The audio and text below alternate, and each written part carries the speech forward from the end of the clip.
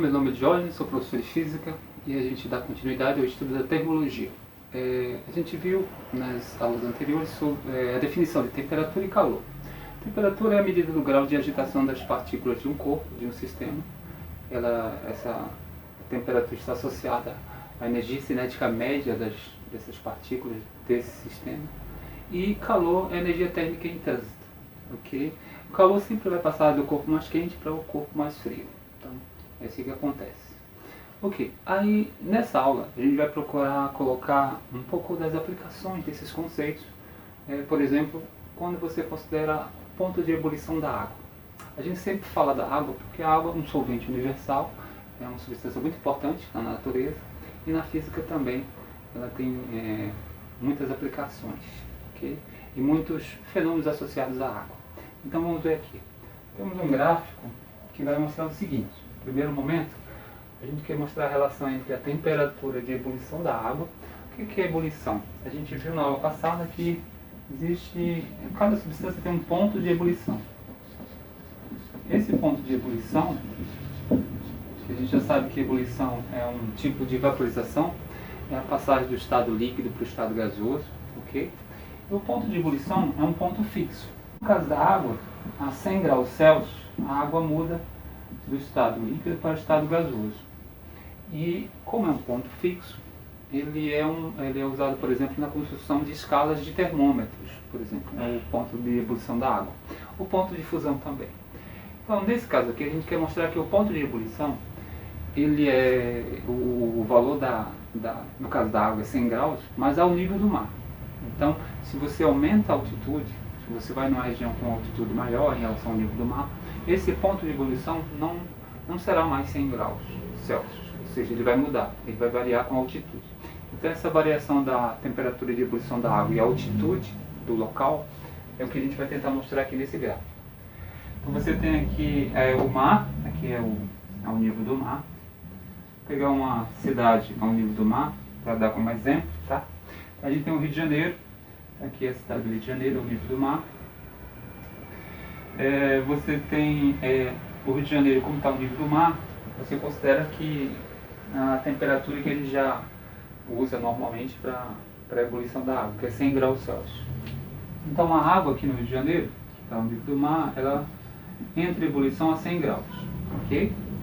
A gente vai pegar outra cidade, está uma altitude maior em relação ao nível do mar, que é São Paulo. A cidade de São Paulo está, vamos pegar essa cidade aqui, cidade de São Paulo. Ela está exatamente a 750, aproximadamente, na verdade, 750 metros acima do nível do mar, cidade de São Paulo.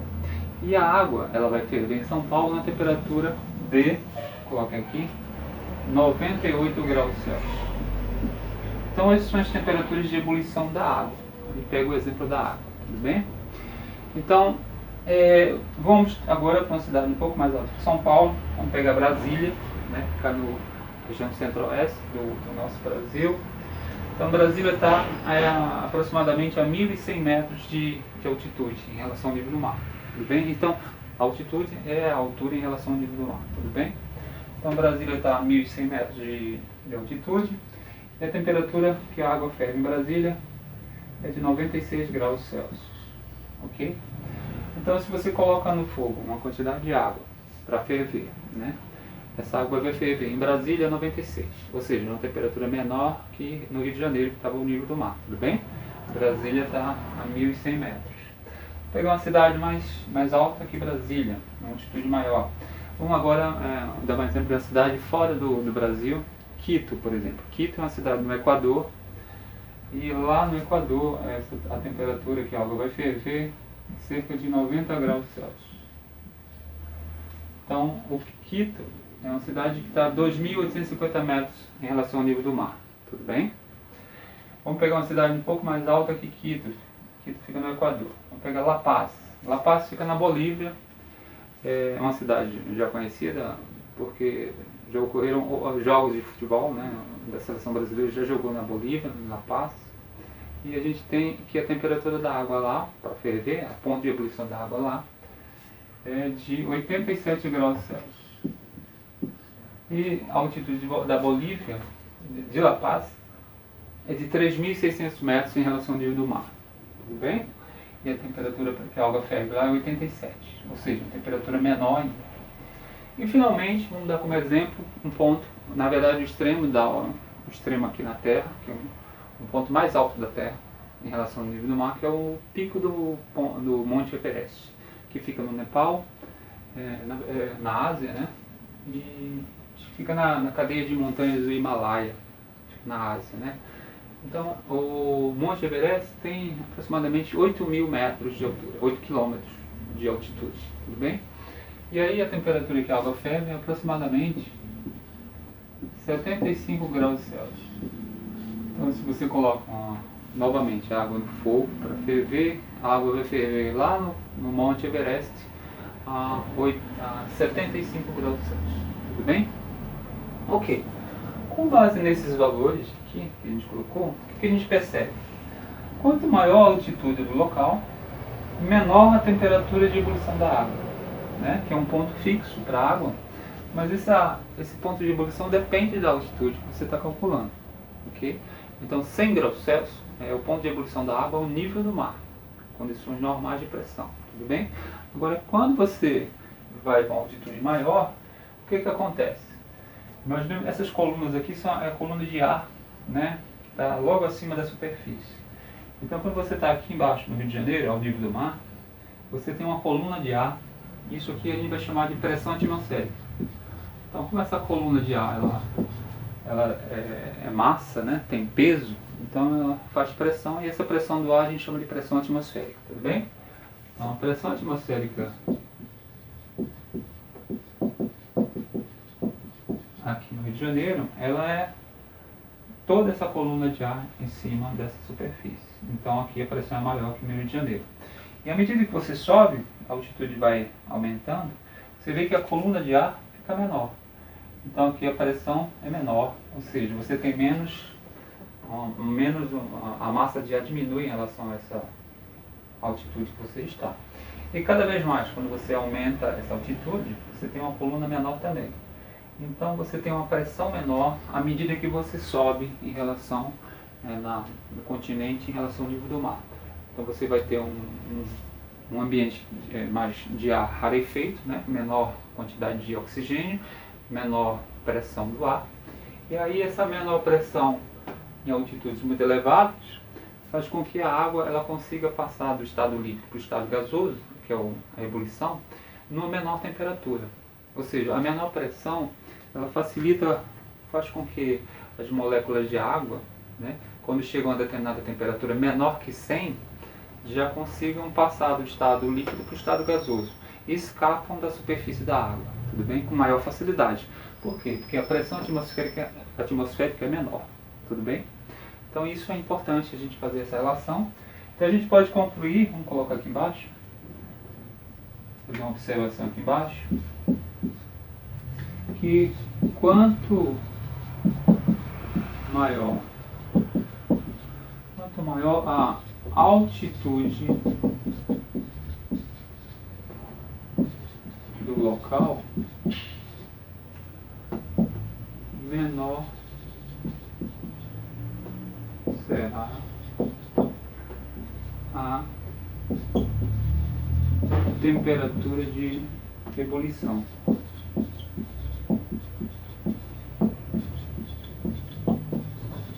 Ou seja, quanto maior a altitude, menor será a temperatura de ebulição da água.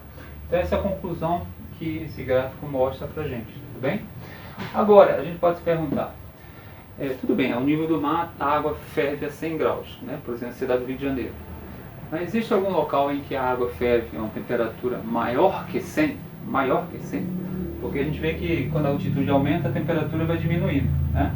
Você tem 100 graus ao nível do mar, Rio de Janeiro, você tem 98 em São Paulo, e ela vai diminuindo aqui, por exemplo, em Brasília, 96 graus. Mas será que existe um local em que a temperatura da água, para ferver, é maior que 100? Né? Maior que ao nível do mar? Existe. Alguns lugares na Terra estão abaixo do nível do mar. Por exemplo, tem regiões na Holanda também que estão abaixo do nível do mar. Mas eu vou dar um exemplo, talvez mais conhecido, que é o Mar Morto. A gente tem o Mar Morto a gente pegar aqui o nível do mar, a gente tem uma região chamada de Mar Morto. Aqui é no Oriente Médio, tudo bem? Mar Morto. Essa região do Mar Morto. O Mar Morto ele está a cerca de 400 metros abaixo do nível do mar, tudo bem? Então você tem uma água aqui de alta concentração de sal. Você tem a concentração de sal aqui é cerca de 35 gramas de sal a cada 100 ml de água. Então é uma alta concentração de sal, ou seja, tem essa água do Mar Morto, tem uma alta concentração de sal, ela tem uma alta densidade, tudo bem? E aí nessa região ele está abaixo, chega a cerca de 400 metros, vou colocar aqui mais ou menos, cerca de 400 metros abaixo do nível do mar. E nessa região a água ela vai ferver a uma temperatura maior que 100, cerca de 101 graus Celsius, tudo bem? Vou colocar aqui.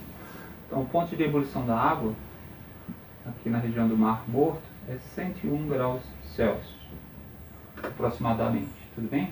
Porque mais abaixo, maior a temperatura, né? No caso, abaixo do nível do mar, a temperatura tende a aumentar.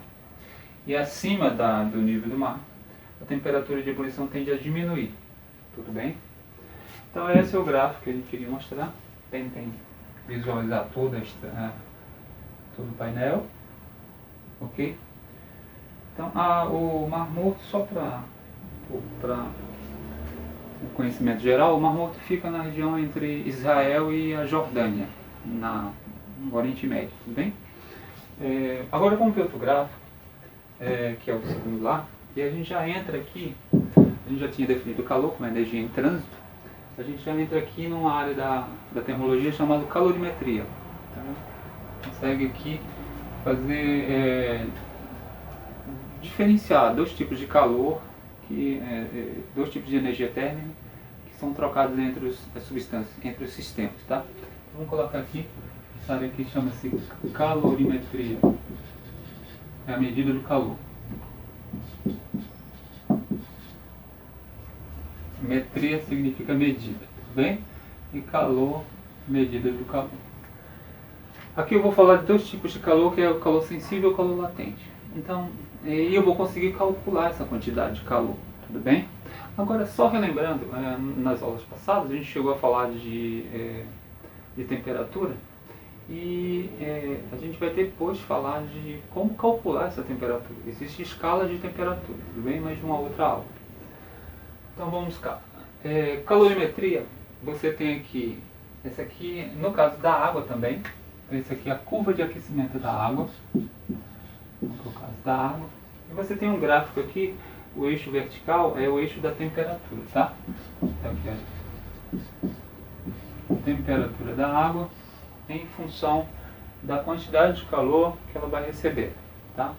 Então a gente viu lá nas mudanças de fase da água, que à medida que você fornece calor para a substância, desde o estado sólido, ela vai passar para o estado líquido e depois para o estado gasoso. E aqui você tem um gráfico mais ou menos que mostra isso aí, essas mudanças de fase, tudo bem? Então aqui tem a temperatura de zero, acima de zero, aqui é 100 graus Celsius, abaixo de zero, menos 10 negativos.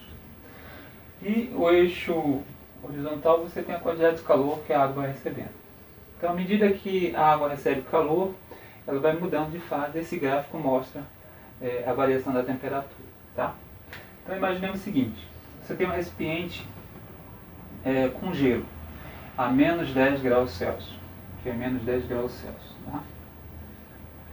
E aí você começa a fornecer calor para esse recipiente com gelo.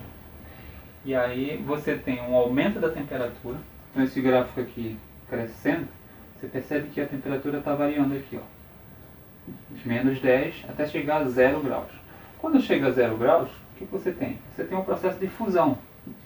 Lembra que a água, a temperatura de fusão da água é 0 graus, tudo bem? A de ebulição que é 100 graus, tudo bem?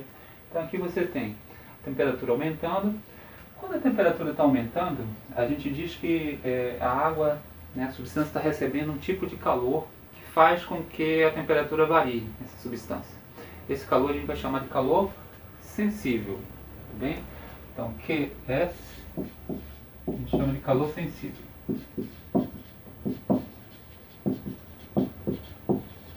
Calor sensível provoca variação de temperatura, chamada de ΔT.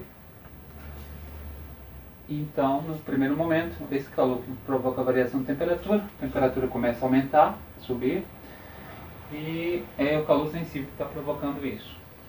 Quando a temperatura chega a zero, de menos 10 chega a zero, ela fica constante, porque durante o processo de fusão, que é a mudança de fase, a temperatura não varia mais.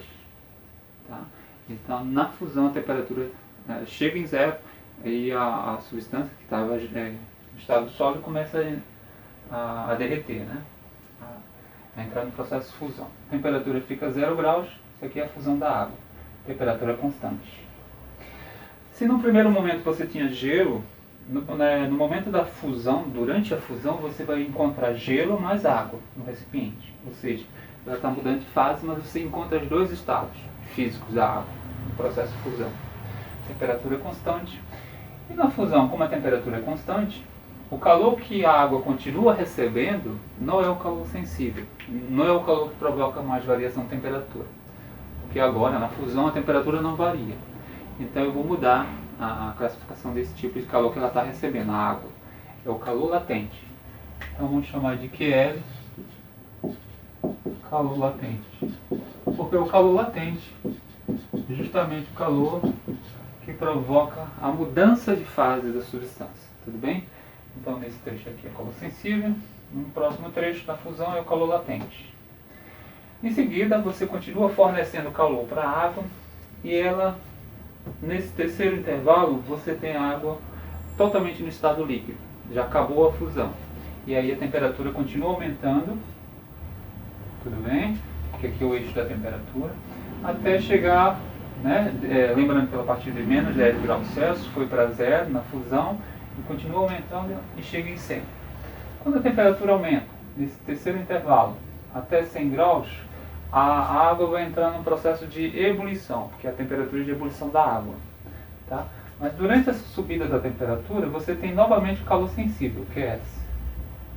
Calor sensível, porque ele provoca a variação de temperatura. E chegando a 100 graus Celsius, você tem a ebulição da água. Novamente, essa temperatura se torna constante, porque toda vez que você tem mudança de fase, a temperatura não pode variar, ela não varia. Mas a substância ela começa a mudar de fase nesse processo, né, de ebulição. E aí, como você só tinha água, na variação de temperatura você tinha somente água. Quando ela entra em ebulição, você vai encontrar no recipiente água, no estado líquido ainda, e vapor de água. Ou seja, você vai encontrar os dois estados novamente da água, dois estados físicos. Então, a gente percebe isso toda vez que tem uma mudança de fase. Você encontra os dois estados nessa mudança, nesse processo. E aqui na ebulição, água mais vapor. Tudo bem? E aí a temperatura não varia, mas você continua fornecendo calor latente para a água. A temperatura continua constante, ela continua mudando de fase. E quando a água muda totalmente de fase, ela estava no estado líquido, né, e passa para o estado de vapor, no estado gasoso, você tem novamente acabou a ebulição, você tem novamente a temperatura aumentando, e aí você tem o estado final da água, que é o estado gasoso, estado de vapor. E aí no recipiente você já não tem mais nem sólido, nem líquido, apenas gás. Tudo bem? Então aí mostra todo o processo de mudança de fase da água e o tipo de calor que a água está recebendo. Então toda vez que existe variação de temperatura, a temperatura está aumentando, calor sensível. Aqui também, calor sensível. E aqui no final, depois que entrou no estado gasoso, você tem calor sensível. Agora, nos intervalos em que você tem a mudança de fase, né, fusão, ebulição, a temperatura é constante, e a gente chama de calor latente. É esse calor que está sendo fornecido para a água. Tudo bem? Então eu vou colocar aqui as duas fórmulas. Em outro momento a gente vai ver a aplicação desses dois tipos, como é que calcula, né, esses dois tipos de calor. O calor sensível é calculado assim, mc ΔT, que significa, calor sensível é a massa da substância, você calcula normalmente em gramas, é mais usual, Você tem o calor específico, que é uma característica da substância. Tá? O calor específico, a gente vai falar um pouco mais sobre ele, mas é mais ou menos o seguinte: é a quantidade de calor que a substância tem que receber para variar a temperatura em 1 grau. Tudo bem? A gente tem aqui, na verdade, 1 grama dessa substância tem que variar a temperatura em 1 grau. Então aí existe uma tabela de calor específico de cada substância. E você tem a variação de temperatura. Então esse produto vai dar a quantidade de calor sensível. A gente vai fazer aplicações disso aqui. E o calor latente chama de QL, é a massa da substância vezes uma constante, que é chamada de calor latente da substância, para ela mudar de fase. Tudo bem? Então isso. A unidade de calor que a gente vai começar a usar a partir das próximas aulas, a unidade é a caloria, que é a unidade mais usual. Tudo bem? Então tem uma unidade, vou colocar aqui, unidade. Chama-se caloria. Uma caloria é aproximadamente 4,186 joules. E por que joule? Porque a gente está falando de calor. Calor é energia. E na física, a energia é medida em joules. Tudo bem? Então a relação entre caloria, que é a unidade de energia, e outra unidade de energia conhecida, que é o joule, é essa aqui. Uma caloria é 4,186 joules. A gente vai usar bastante essas duas unidades. A mais usual aqui na calorimetria, a mais usual, a mais usada, é a caloria. Tá? Mas joule é a unidade de energia também. A gente pode fazer a conversão. Ok. Feito isso, nós temos aqui um painel da relação da ebulição da água e altitude. E temos aqui as mudanças de fase da água. A gente chama de curva de aquecimento da água. Tudo certo? Então a gente vê na próxima aula um pouco mais.